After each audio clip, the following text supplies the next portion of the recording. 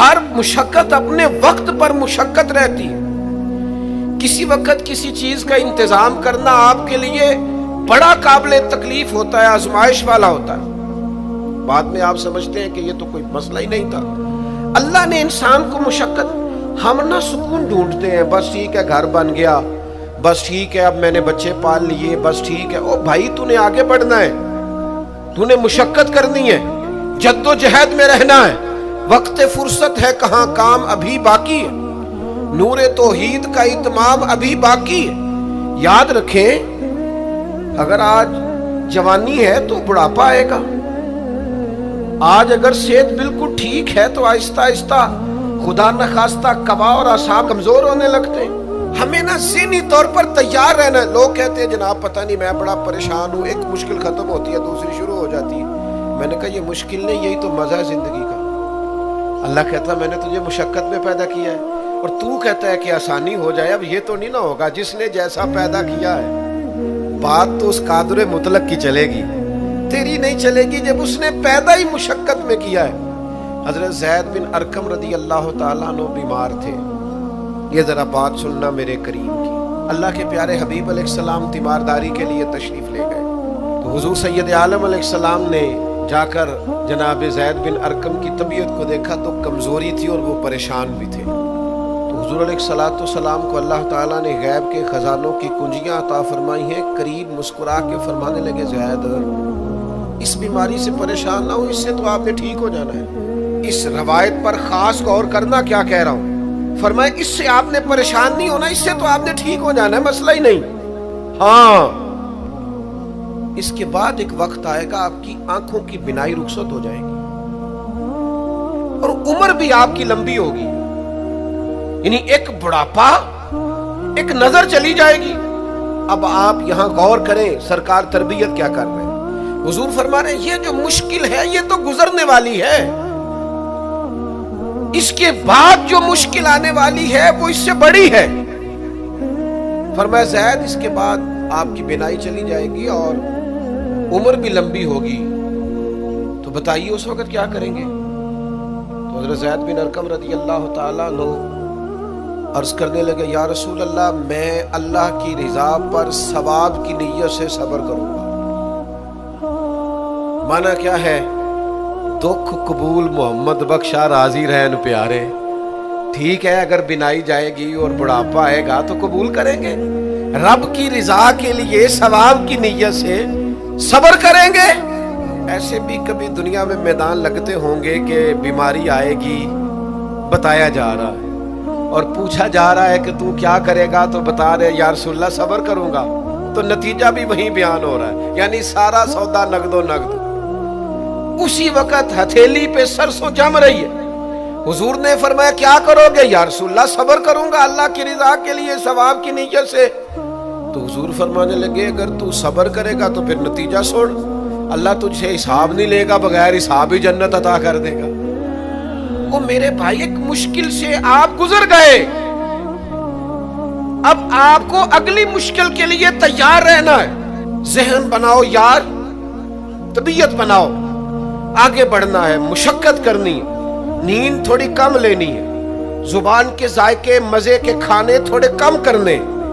ہم نے اپنی مرضی سے وہ لیٹے ہیں، وہ آرام کر رہے ہیں، اس سے تھوڑا اٹھ کر سوچنا. امام علی مقام کا پیغام یہ ہے کہ تو بڑا تب بنے گا جب تیری زندگی محنت والی، کوشش والی، جد و جہد والی ہوگی. اور پھر اس کے بعد کیا کرنا ہے؟ ایک کوشش کرنی ہے. اس کے بعد اگلا کام یہ ہے کہ جہاں رب رکھے نا وہاں رہنا بھی ہے، اس کی رضا پہ. جب آپ مسلمان ہوتے ہیں نا، کلمہ پڑھتے ہیں تو ہم اعلان کرتے ہیں آج کے بعد فیصلے میرے نہیں چلیں گے، فیصلے اللہ کے چلیں گے. لیکن پریشانی پتہ کب ہوتی ہے؟ جب ہم فیصلہ اپنی مرضی کا مانگتے ہیں. وہ بھائی جب تو مالک کا غلام ہے، بندہ ہے، تو پھر دکھ کس چیز کا نام ہے؟ کسی درویش نے کہا تھا دکھ کس چیز کا نام ہے کہ اللہ کی مرضی اور ہے اور تیرا ارادہ اور ہے. تو کہتا ہے بات اس طرح بنے جس طرح میں چاہتا ہوں، رب کہتا ہے نہیں میں نے فیصلہ کر لیا ہے. پھر تو دکھی ہوتا ہے سکھی بلا کون ہوتا ہے؟ جو رب کر دے وہ کہے بالکل ٹھیک ہے، وہ کہے بالکل. اور قرآن مجید نے اسے بیان کیا، رضی اللہ عنہم ورضوا عنہ. یہ کربلا کا دوسرا پہلو، ایک پہلو مشقت جد و جہد، ایک پہلو یہ کہ رضی اللہ عنہم ورضوا عنہ. اللہ کہتا ہے میرے بندوں کی شان یہ ہے کہ اللہ ان سے راضی ہے اور وہ اللہ سے راضی ہے. اللہ ان سے راضی ہے اور وہ بھی راضی ہے اللہ سے. اللہ نے جہاں رکھا ہے وہ اللہ سے، ایک پہلو یہ ہے کہ اللہ راضی ہو جائے، ایک پہلو یہ ہے کہ بندہ راضی ہو جائے. رب فرماتا ہے ذالک الفوز العظیم، وہ اللہ سے راضی، اللہ ان سے راضی، یہ بہت بڑی کامیابی ہے. امام محمد غزالی رحمۃ اللہ علیہ سے کسی نے کہا تھا زیادہ مشکل کیا ہے، اللہ کا راضی ہونا کہ بندے کا؟ تو امام صاحب فرمانے لگے رب تو مہربان ہی بڑا ہے، بڑی جلدی راضی ہو جاتا ہے. دو صرف آنسو بہائے سچی توبہ کے مالک راضی ہے. کسی غریب کی مدد کر دے اخلاص سے اللہ راضی ہے، اللہ تو جلدی راضی ہو جاتا ہے. مشکل یہ ہے کہ بندہ نہیں راضی ہوتا. یہ اس نے ہر روز ایک نئی امید لگائی ہوئی ہے، ہر روز اس کا نیا رنگ ہے، یہ راضی نہیں ہوتا.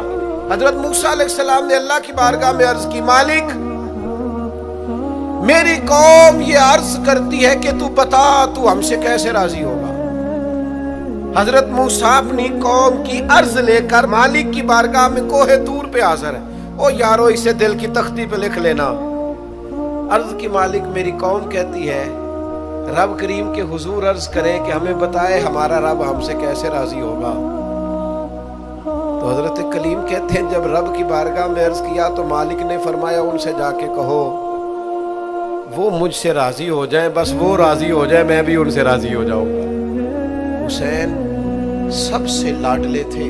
حسن کی بھی کیا بات ہے، امام علی مقام کی کیا بات، اور امام حسین سب کے لاڈلے تھے. لیکن جب امتحان دینے کی باری کربلا میں آئی تو اکیلے کھڑے تھے، نہ پشت پر نانا، نہ ہاتھ میں شیر خدا کی انگلی، نہ پلٹ کے جا کے ماں کے پلو میں چھپنے کا موقع، نہ حسن موجود ہے کہ بڑے بھائی سے مشورہ لے لیا جائے، کوئی نہیں. یہ کون ہے اٹا ہوا غبار میں اٹا ہوا؟ یہ نبی کا نور عین ہے، یہ بالیقین حسین ہے اکیلے، اور باقی جتنے تھے وہ سارے چھوٹے تھے. بڑا مشکل کام ہو جاتا ہے جب آپ سب سے بڑے ہو جائیں اور صرف آپ کو تسلی دینی ہے، صرف آپ کو دوسروں کو سنبھالنا ہے. وہ بڑا مشکل مرحلہ ہوتا ہے. لیکن امام حسین نے اس مشکل مرحلے کو اس طرح گزارا کہ وہ بڑے تھے نا. بس اتنا کہوں گا کہ حسین وہاں پر شکر کرتے تھے جہاں پر صبر مشکل تھا، وہاں پر شکر کرتے تھے جہاں پر صبر مشکل تھا. جہاں صبر مشکل سے ہوتا ہے وہ وہاں گردن جھکا کے کہتے تھے آمنا وصدقنا، ٹھیک ہے دکھ قبول محمد بخشا، بس راضی رہن پیارے. آپ اس بات کو یاد رکھیں اور اس کو اچھی طرح سمجھ لیں کہ آپ جب تک مزاج مشقت کا نہیں بناتے، ایک کے بعد دوسری، دوسری کے بعد تیسری، تیسری کے بعد چوتھی مشقتیں راہ دیکھ رہی، اور جو مشقتوں کے عادی نہیں وہ پھر پچھلی صفوں میں، جو مشقتوں کے عادی نہیں وہ پھر کسی صورت بھی نہ نام بنا سکتے ہیں نہ کام کر سکتے. جس کو آرام کرنا ہے، جس کو سکون سے سونا ہے، وہ منزل نہیں پا سکتا. آپ کو آگے بڑھنا ہے، آپ کو جد و جہد کرنی ہے، آپ کو کوشش کرنی ہے، آپ کو باہمت رہنا ہے. حضرت سیدنا عبداللہ ابن عمر رضی اللہ تعالیٰ عنہ کا صاحبزادہ بڑا سخت علیل ہو گیا. بچے بیمار ہو جائے تو تکلیف بڑی ہوتی ہے انسان کی طبیعت کو. حضرت عبداللہ ابن عمر کے بیٹے بڑے سخت علیل ہو گئے. جناب عبداللہ ابن عمر بڑے پریشان ہیں، کبھی ادھر جاتے ہیں کبھی ادھر جاتے ہیں، اس حکیم کے پاس اس طبیب، سخت پریشان. آپ کے دوست احباب دیکھتے کہ حضرت عبداللہ ابن عمر بڑے سخت आजमाइश में बेटे का इंतकाल हो गया, सेहत ना हो सकी, अल्लाह का हुक्म आ गया। अब ये जो इंतकाल है ये जाहिर है बीमारी से ज्यादा मुश्किल काम है, बेटा चला ही गया है। लेकिन वो लोग कहते हैं जब हम बाद में ताज़ियत करने के लिए गए तो जनाब अब्दुल्लाह इब्न उमर को बड़ा मुतमईन देखा। तो हमने अर्ज की कि हुजूर उस वक्त तो सिर्फ बीमार था, तो आप ज्यादा तसल्ली में नहीं थे और अब आप बड़े तसल्ली में महसूस होते हैं, वजह? तो फरमाने लगे जब तक मेरी जिम्मेदारी था ना मैं परेशान था, अब खुदा के करम और रहमत की जगह पे चला गया, अल्लाह का फैसला आ गया है और मैं समझा हूं कि मेरा रब उसे अपनी बारगाह में बुलाना चाहता है, लिहाजा मैं पूरे तौर पर मुतमईन, अब मैं अल्लाह की रिजा पे पूरी तौर पर राजी हूं। मेरे अजीज, जब तक ये रिजा हासिल नहीं, क्या लतीफ अंदाज है। वो हमारे एक बड़े जबरदस्त राइटर थे साहबजादा खुर्शीद अहमद गिलानी मरहूम, उनका एक मजमून छपा एक दफा, उम्मत का पहला सूफी। तो वो टाइटल देखकर मुझे बड़ी तजस्सुस हुआ कि किसको, चूंकि हम सूफिया की जमात है, किस बुजुर्ग का तज़किरा किया इन्होंने, उम्मत का सबसे पहला सूफी। तो जब मजमून खोला तो उम्मत का सबसे पहला सूफी उन्होंने जनाब सिद्दीक़ अकबर को करार दिया। फरमाया ये पहले दरवेश है इस उम्मत के, हजरत अबू बकर सिद्दीक। हजरत अबू बकर सिद्दीक अलील हो गए, बीमार हो गए, तो ये देखिए जरा उनका अंदाज़े तसव्वुफ। यार दोस्त पता लेने गए तो एक रूटीन होती है ना, जब लोग तीमारदारी करने जाते हैं तो कहते हैं किसी डॉक्टर को दिखाया है, सब लोग आपके गिर्द बैठे हैं, तो कहने लगे अबू बकर तबीब को दिखाया है? फरमाने लगे हाँ तबीब देख गया है और तबीब देखता रहता है। तो कहा फिर तबीब ने क्या कहा है? कहने लगे तबीब ने कहा फ़अलुल लिमा युरीद, तबीब ने कहा है भाई जो मैं चाहता हूं ना वो मैं कर दिया करता हूं, जो मेरा इरादा होता है फिर वो मैं कर देता हूं, वो तबीब मुझे कह गया है, लिहाजा जो उसका इरादा होना है उसने।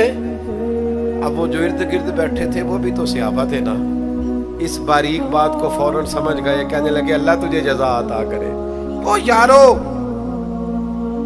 थोड़े दिन अगर सुख से जीना चाहते हो तो एक ही इलाज है, एक मालिक की रजा में राजी रहो, ना समझ आए तो फिर करबला वाले इमाम हुसैन की तरफ देखना, वो नाना के कंधों पे थे फिर भी बड़े खुश थे, वो माँ की गोद में थे फिर भी बड़े खुश थे, शेरे खुदा की बाहों में थे फिर भी बड़े खुश थे, हसन के साथ सफरे हज पे तो भी बड़े राजी थे।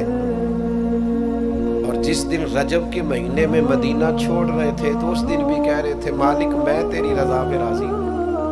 और हुसैन इब्ने अली रज़ी अल्लाह ताला अन्हु ने हमें ये मेयार दिया है, जिस दिन शबीह मुस्तफा अली अकबर उनके घर में पैदा हुए थे, हुसैन उस दिन भी बड़े राजी थे। और जब अल्लाहु अकबर कह के जख्म खा के जनाबे अली अकबर घोड़े से जमीन पर तशरीफ लाए थे और जवान बेटे को सहारा देकर उन्हें उठाना पड़े था, हुसैन उस दिन भी रब की रजा पे बड़े राजी थे।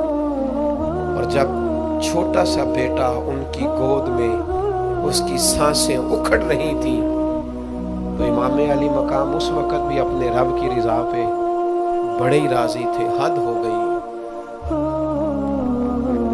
जिस गले को महबूब चूमते थे उस वक़्त भी हुसैन राजी थे। और जब उसी गले पे खंजर चल रहे थे तो इमाम अली मकाम ने ये नहीं कहा कि मालिक मेरा इतना इम्तिहान, आखिर मेरे मसले कब हल होंगे, मेरी मुश्किलात कब हल होंगी, आखिर किस वक़्त, ये नहीं फरमाया, बल्कि ये सारा कुछ सह के दोनों हाथ जमीन पे बिछा के सजदा शुक्र अदा करके कहा मालिक जहां तू रखे हुसैन वहां राजी है। इतना शिकवा है हमारी जिंदगी, आप यकीन करें उन बातों की भी दोस्त दुआ कराने आ जाते हैं जहां दिल करता है कि इन्हें समझाएं कि यार ना कहीं तो ठहरना अपने रब की रजा पर। यार देखो छोटी बात नहीं, हजरत अनस बिन मालिक कहते हैं 10 साल मैंने नबी पाक के घर में नौकरी की है, 10 साल, 1 साल के बाद लोग उकता जाते हैं, सारा पता चल जाता है। उसके बाद वो चाहते नहीं रहती, बंदा पुराना हो जाता है। इकराम एहतराम इल्ला माशाअल्लाह वो नहीं रहता। फरमाते हैं 10 साल हुजूर के घर में नौकरी की, पूरे 10 साल, एक दफा भी रसूल पाक ने उफ नहीं कहा। फरमाते हैं ऐसा नहीं कि कभी कोई ऐसी बात नहीं हुई जिससे हुजूर नाराज हो। कई दफा ऐसे मौके आए, हुजूर ने किसी काम से भेजा, मैं जाके बच्चों के साथ खेलने लगा, महबूब आए, मैं डर गया, लेकिन हुजूर ने कुछ भी नहीं कहा, मुस्कुरा के फरमाया तुम्हें काम भेजा था, करके क्यों नहीं आए? ओ यार, आप ठहरे तो सही, इस्तकामत तो हो। जरा जरा सी बात पे बिलबिला उठना, तड़प जाना, हर चीज से उलझ जाना, ये बंदा मोमिन की शान नहीं। ताकतवर जिंदगी गुजारो, ताकतवर। एक तो ये कि मुशक्कत करनी है, दूसरा अल्लाह की रिजा पे राजी रहे, और तीसरी बात ये सोचे कभी जाती किस्म की नहीं बनानी, सोचे मिली किस्म की, कौमी आफाकी सोचें। इतने दोस्त हमारी खानका से वाबस्ता हैं, यहाँ किसी आस्थाने से वाबस्ता है, कुछ हमारे पास मदरसे में पढ़ते हैं, कहीं भी आप पढ़ते हैं। आपकी सोचें जब तक मिली और कौमी नहीं होती, आप बहुत ज्यादा भी बासलाहियत हैं तो आप कोई किरदार नहीं अदा कर सकते। आपको अल्लाह ने जो सलाहियत दी है वो दीन के लिए खर्च करें। कोई भी सलाहियत है आपकी, अजीज वसीउल ज़र्फी वसीउल मशरब, आप अपनी सलाहियत से कौमी फायदा करें। आप क्या मतलब मिली बातें, छोटी बातें, छोटा सा ज़हन, छोटी सी बात, आप वसी बात करें। इमाम बुखारी लिख गए, एक मखसूस फिक्र के मुकल्लिद थे इमाम साहब, लेकिन उन्होंने बुखारी में ये रंग ने इख्तियार किया कि जो किसी और मसलक पर चीजें दलाइल करती हैं, फिका के मसलक की बात कर, किसी और मशरब पर तो मैंने लेनी नहीं। उन्होंने काम किए तो कौमी सतह के किए, छोटे छोटे ज़ेन, छोटी छोटी बातें। हमारा ही मदरसा नहीं, दुनिया में मदरसे, हमारी खानका नहीं, दुनिया में खानका है। हम अगर एक दूसरे से लोगों को तोड़ने लगेंगे तो मिली काम नहीं होगा। हम घर नहीं बनाना चाहते, हम रसूलुल्लाह का दीन तामीर करना चाहते हैं, दीन इस उम्मत के अंदर लाना चाहते हैं, नाफिज करना चाहते हैं। तो हम तो थोड़े से लोग हैं काम करने वाले जो पूरी दुनिया में काम कर रहे हैं, कहीं भी कोई काम कर रहा है। हम नबी पाक का दीन लाना चाहते हैं तो हम तो हर एक को सपोर्ट करते हैं, जो थोड़ा सा भी काम कर रहा है उसे सपोर्ट करते हैं। मेरी आपसे गुजारिश है, जिस काज के लिए इमाम हुसैन ने जान दी थी ना, उस काज पर काम करने की जरूरत है। अब क्या करने की जरूरत है? अब वो पैगाम जो इमाम अली मकाम का पैगाम, दीन के लिए काम करें, बेहयाई के खिलाफ, उरियानी के खिलाफ, बेदीन कुव्वतों के खिलाफ।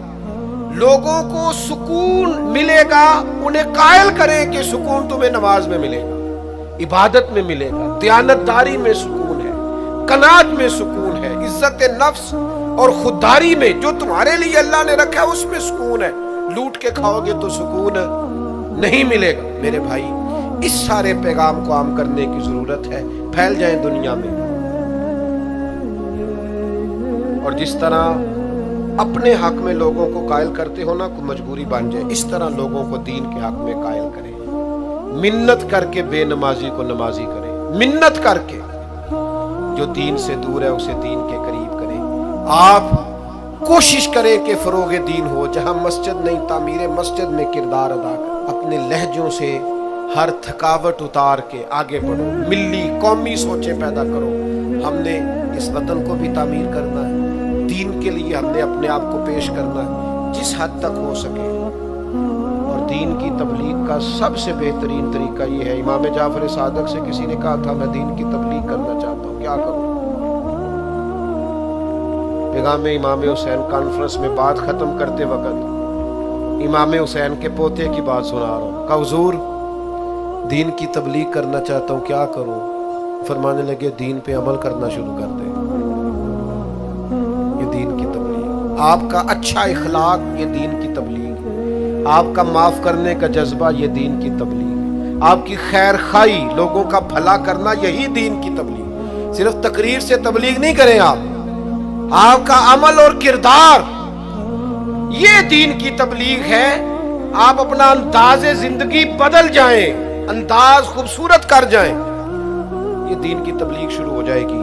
3 باتیں آپ کی خدمت میں رکھی ہیں اس پورے گفتگو کا نتیجہ۔ ایک تو زندگی مشقت والی، محنت والی، جد و جہد والی۔ یہ جو نوجوان آرام ڈھونڈتے ہیں نا، سکون، اقبال کہتے ہیں لہو مجھ کو رلاتی ہے جوانوں کی تن آسانی، یہ تیار ہو جائیں۔ مشقت، جد و جہد، کوشش۔ اور دوسری بات، اس کوشش کے بعد بھی رب جو فیصلہ کرے رب کے فیصلے پر راضی رہیں، مقام تسلیم و رضا والی زندگی گزاریں۔ اور تیسری گزارش، سوچیں سطحی نہیں، ذاتی نہیں، عالمی سوچیں۔ میں بڑے درد سے یہ بات عرض کروں، لوگ اپنی ذات کے لیے دین کا استعمال کرتے ہیں، اپنی ذات کے لیے۔ جو میرا ذاتی مخالف ہے میں اسے یزید کہہ دیتا ہوں، میرا ذاتی مخالف۔ ہمارا ذاتی مخالف ہوتا ہے، ہم کہتے ہیں بے ایمان ہو گیا، وہ خدا کے بندے تیرے سے اختلاف ہوا ہے، تو اسے یزید تو نہ بنا، اتنی بڑی لعنت کا توق تو نے گلے میں ڈال دیا۔ اگر وہ یزید ہے تو اپنے آپ کو کیا سمجھتا ہے؟ اپنا پھر تو نے درجہ کیا بنا؟ اتنی جلدی نہیں، قومی سوچیں پیدا کریں، کوشش کریں کہ آپ ملی کام کریں، آپ لوگوں کو جوڑیں۔ آفاقی تعلیمات ہیں اسلام کی، ان آفاقی تعلیمات میں آپ اپنا وقت گزاریں گے تو آپ محسوس کریں گے زندگی بڑی خوبصورت ہو گئی۔